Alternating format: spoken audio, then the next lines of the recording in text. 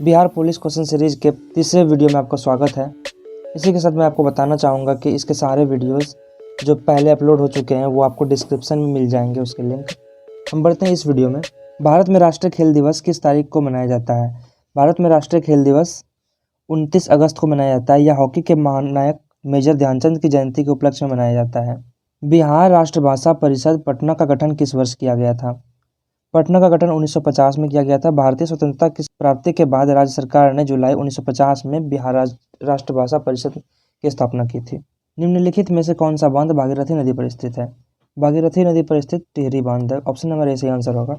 टिहरी बांध भारत का सबसे ऊंचा बांध है, जो भारत के उत्तराखंड राज्य में भागीरथी नदी पर स्थित है।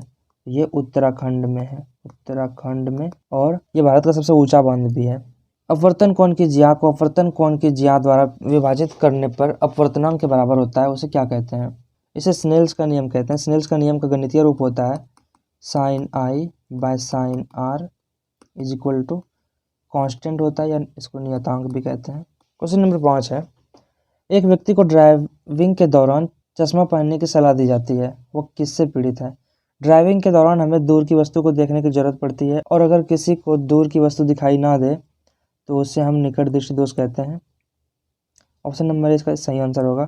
निकट दृष्टि दोष क्या होता है? यह एक दृष्टि दोष है जिसके कारण व्यक्ति पास की वस्तु को स्पष्ट रूप से देख सकता है, लेकिन दूर की वस्तु को स्पष्ट रूप से नहीं देख सकता है।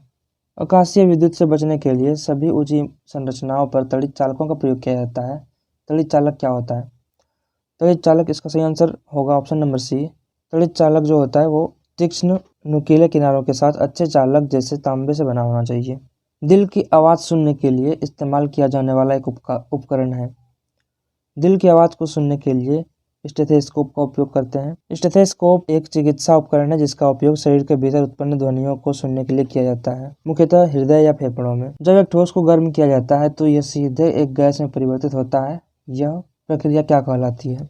जब ठोस सीधा गैस में परिवर्तित होता है तो यह प्रक्रिया ऊर्ध्वपातन कहलाती है, जैसे कपूर में होता है। संघनन क्या होता है? संघनन वह प्रक्रिया जिसके द्वारा वायु में जलवाष्प द्रव में परिवर्तित होता है। ये जलवाष्प के संघनित या इसके द्रव रूप में परिवर्तित होने के कारण होता है, तो इसमें एक संघनन भी इम्पोर्टेंट है। निम्नलिखित में से कौन सा शब्द पुल्लिंग है? समिति स्त्रीलिंग है, गुट हमारा पुल्लिंग है। ऑप्शन नंबर 20 का सही आंसर होगा। निम्न में से कौन सा क्षेत्र पीएम नरेंद्र मोदी द्वारा बिहार में हाल ही में शुरू की गई विद्युतीकृत रेलवे लाइनों में से नहीं है? इसका सही आंसर होगा मुगलसराय पटना।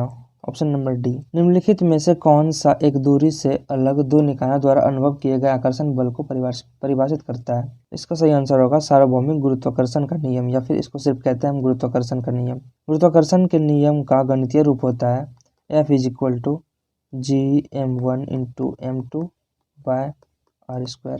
पानी गैस के उपयोग क्या है? पानी गैस का उपयोग ये तीनों ऑप्शन में होता है। ऑप्शन नंबर डी सही आंसर होगा। तब जो गैस चूने के पानी की दूधिया बनाता है वह है, चूने के पानी को दूधिया बनाता है carbon dioxide. Option number C होगा सही आंसर। कार्बन डाइऑक्साइड का सूत्र होता है CO2। रक्तस्राव को रोकने के लिए आमतौर पर इस्तेमाल किया जाने वाला एल्यूमिनियम नमक है, इसका आंसर होगा पोटास एलम। ऑप्शन नंबर ए।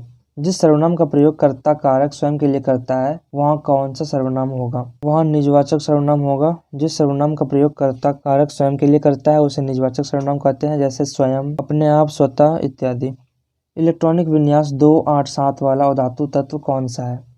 287, अगर हम इसको जोड़ेंगे 287 17 होता है, 17 क्लोरीन होता है। ऑप्शन नंबर बी सही आंसर होगा। अवध सारणी में पहला मेटोलॉइड कौन सा है? मेटोलॉइड का मतलब होता है उपधातु। अवध सारणी में पहला मेटोलॉइड है बोरॉन।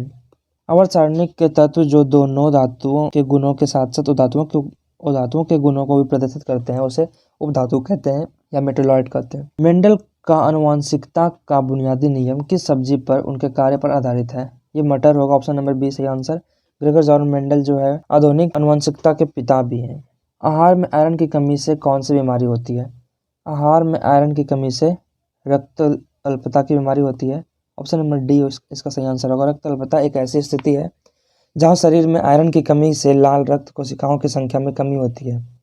आयरन का उपयोग लाल रक्त कोशिकाओं के उत्पादन के लिए किया जाता है, जो रक्त में ऑक्सीजन को संग्रहित करने और ले जाने में मदद करते हैं। एक फूल के अंतरतम भाग को क्या कहा जाता है? एक फूल के अंतरतम भाग को स्त्रीकेसर कहा जाता है। पुंकेसर क्या होता है? पुंकेसर फूल का नर भाग होता है।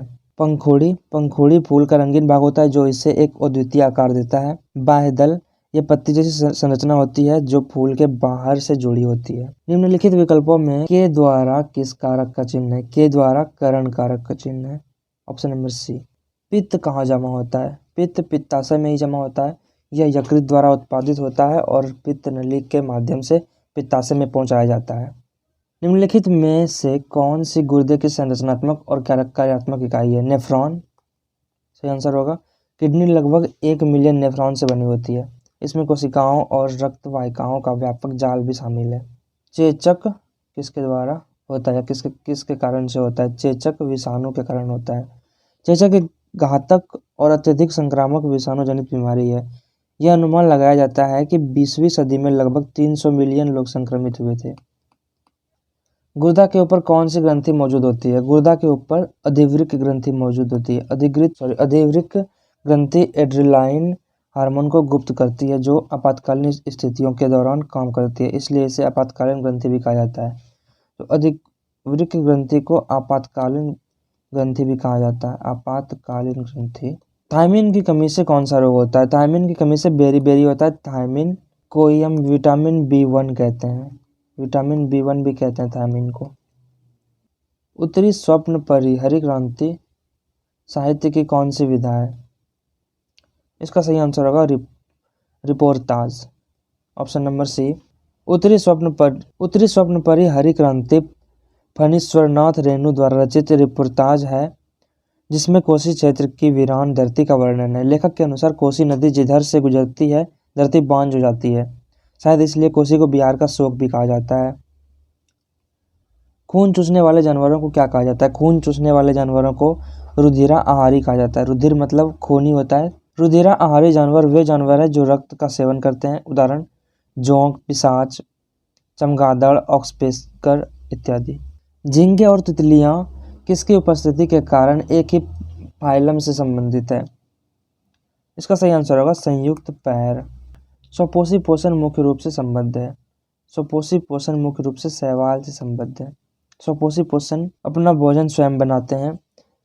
सबसे ज्ञात उदाहरण पौधे हैं जो प्रकाश संश्लेषण द्वारा अपनी कार्बन और ऊर्जा आवश्यकताओं को पूरा करते हैं।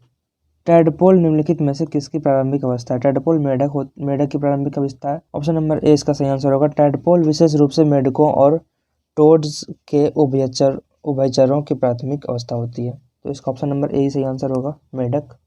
क्वेश्चन नंबर 32 है, प्रोटिस्टा किंगडम से संबंधित कौन से जीव है? प्रोटिस्टा किंगडम से संबंधित एक कोशिकीय और यूकैरियोटिक जीव है। ऑप्शन नंबर ए इसका सही आंसर होगा।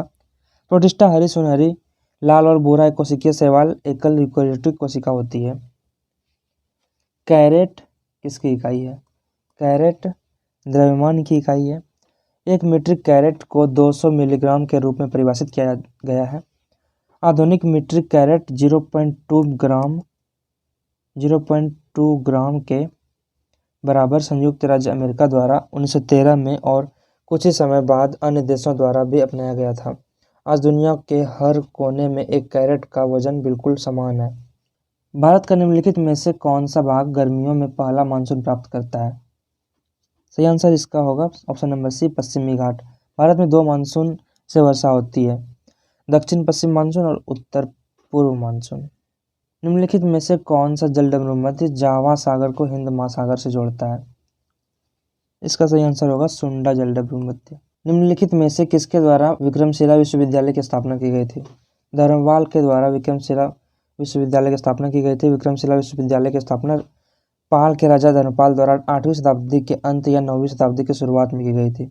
यह बिहार के भागलपुर में ही स्थित है। प्रसिद्ध हिंदी महाकाव्य पुस्तक पंचवटी किसके द्वारा लिखी गई थी? पंचवटी मैथिली शरण गुप्त द्वारा लिखी गई थी। यह पुस्तक कविता के रूप में विदेशी भारतीय कला को दर्शाती है। नोवामुंडी लौह के खनन के लिए प्रसिद्ध और यह राज्य कहाँ स्थित है? नोवामुंडी लौह ये झारखंड में स्थित है। नोवामुंडी राज्य झारखंड के पश्चिम सिंहभूम जिले में एक जगह है जो खनन और विश्व स्तर के हेमेटाइट लौह के निर्यात के लिए प्रसिद्ध है। नोवामुंडी क्षेत्र टाटा लौह और इस्पात उद्योग के स्वामित्व में है। कोयना और मूसी किस नदी की सहायक नदियां हैं? कोयना और मूसी कृष्णा नदी की सहायक नदियां हैं। ऑप्शन नंबर सी होगा इसका सही आंसर। लास्ट क्वेश्चन है, सिंधु घाटी के घरों को डैश का उपयोग करके बनाया गया था। सिंधु घाटी के घरों को ईंट का उपयोग करके बनाया गया था। सिंधु घाटी सभ्यता शहरों में घर पके हुए ईंटों से बने हुए होते थे। इसके अलावा ये घर छोटे लेन या आंगन में खुलते थे। तो सिंधु घाटी सभ्यता के जो घर थे वो आंगन में ही खुलते थे, मतलब इसके दरवाजा अंदर की तरफ ही खुलते थे। Thanks for watching my video. हमारे वीडियोज मिस ना करने के लिए हमारे चैनल को सब्सक्राइब करना ना भूलें। क्वेश्चन क्विज के लिए आप हमारे टेलीग्राम चैनल को ज्वाइन कर सकते हैं, जिसका इंटरफेस कुछ ऐसा है। लिंक आपको डिस्क्रिप्शन में मिल जाएगा।